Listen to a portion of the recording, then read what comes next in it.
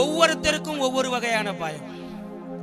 சிலருக்கு வியாதியை குறித்த பயம், சிலருக்கு எதிர்காலத்தை குறித்த பயம், சிலருக்கு கடனை குறித்த பயம், சிலருக்கு வறுமையை குறித்த பயம், சிலருக்கு பிசாச குறித்த பயம், சிலருக்கு மனிதரை குறித்தே பயம்.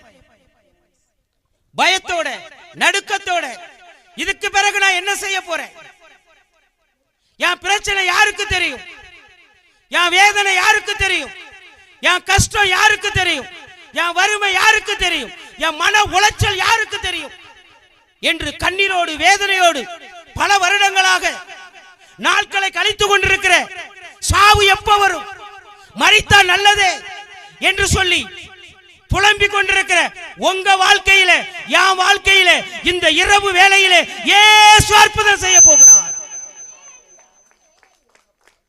அவருக்கு பேரே அற்புதர். வசனம் இப்படி சொல்லுது, யாக்கோபே அப்படிங்கிற இடத்துல உங்க பேரை போட்டுங்க.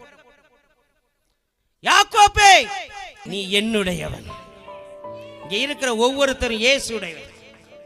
அல்லேலூயா, அல்லேலூயா.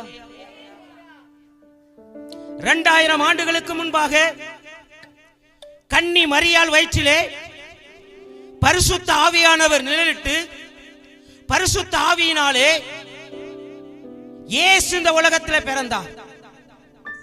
அவருக்கு கடவுளே இயேசு என்று பெயர் வைத்தார். இயேசு என்றால் இரட்சகர், இரட்சகர் என்றால் விடுவிக்கிறவர்.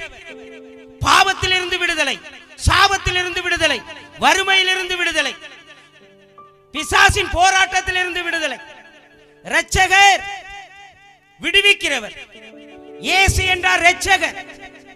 அந்த இரட்சகர் 2000 ஆண்டுகளுக்கு முன்பாக மனித அவதாரம் எடுத்து மனிதனை சந்திக்க, பாவப்பட்ட மனுஷனை சந்திக்க பரிசுத்த தெய்வம் மனுஷ அவதாரம் எடுத்து இந்த பூமியிலே அவர் பிறந்து மரியாளுடைய அரவணைப்பிலே 30 ஆண்டுகள் வளர்ந்து 30வது வயசிலே அவர் ஊழியத்தின் பாதையில கடந்து பரிசுத்த ஆவியின் அபிஷேகத்தை பெற்று அவர் நன்மை செய்கிறவராய் சுற்றி திரிந்தார் என்று வேதத்தில் எழுதப்பட்டிருக்கிறது.